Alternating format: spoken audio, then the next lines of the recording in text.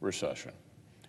In February of 2021, for example, a prominent economist testified right here on Capitol Hill that Democrats' runaway spending might back the Federal Reserve into a corner. It might leave the Fed no choice but to sharply raise interest rates. And that would not just slow down our economic recovery, but potentially actually shift it into reverse. Sound familiar? That's exactly what's happened right before our eyes. Yesterday, that showed consumer price growth spiked in May.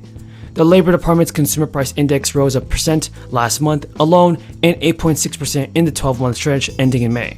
But Biden on Friday stressed that he is sympathetic to the impact of high inflation on families.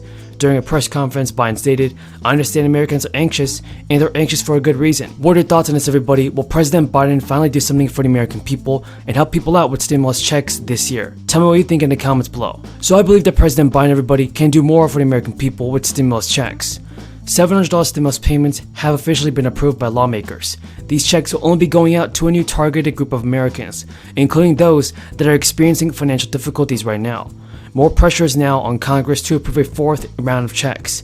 Schumer is already proposing a new plan, and it was announced that the West Liberty City Council voted unanimously to move forward with a plan to distribute $700 stimulus checks to city residents that were previously excluded from the crisis relief. The plan would use $147,000 in local American Rescue Plan funding, which was allocated to states, cities, and counties to provide economic assistance for households negatively impacted by the crisis. A formal resolution is expected by June 21st, and the two city councilors argued for larger checks of $1,400, saying they plan to continue advocating for bigger checks up to the formal resolution.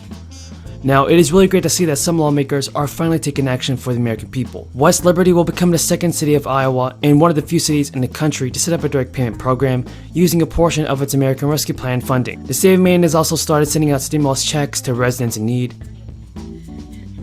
I assume that's not about the Golden State Warriors.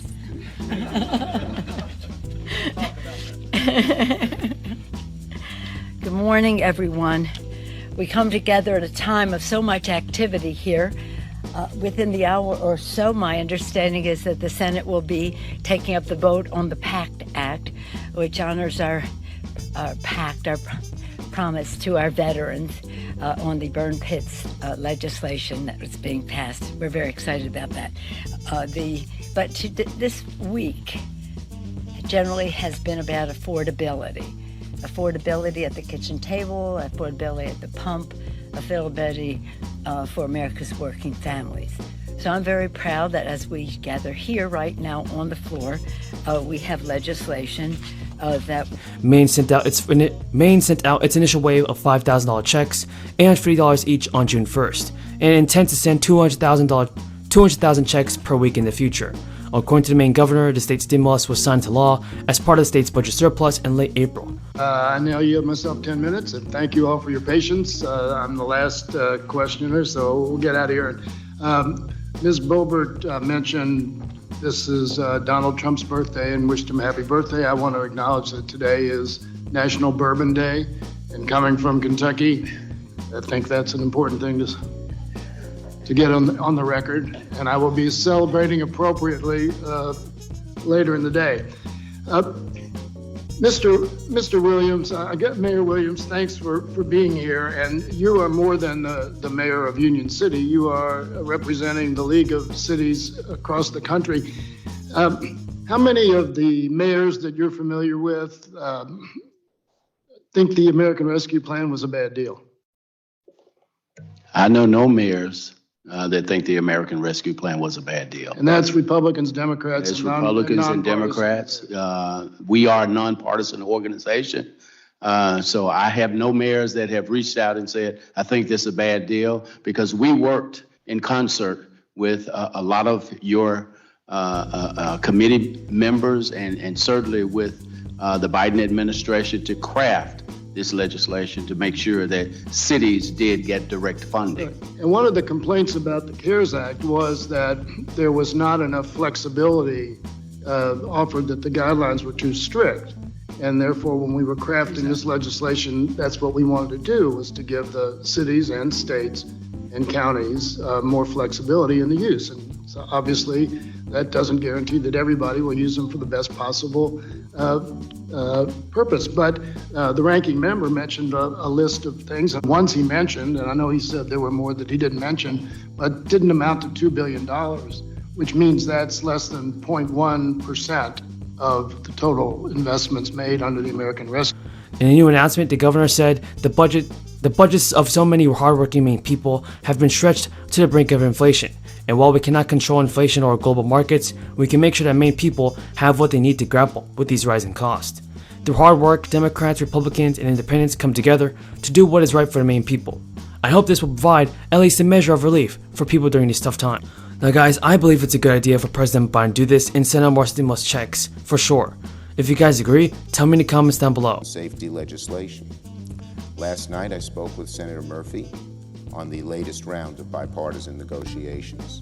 Both sides met well into the evening and will be meeting again this afternoon. The work's not finished. No one will pretend that this has been easy, but both parties are still working towards a final product. I urge both sides to keep going at it. This is so important to the American people. I am hopeful they will come to an agreement on a bill text soon. Once we have the language for a gun safety bill, I'm prepared to make it the next legislative matter considered on the Senate floor. We want to move quickly and decisively to make sure we don't let this opportunity slip away. Just a month ago, very few could have predicted that this chamber would make as much progress as we have on a gun safety compromise.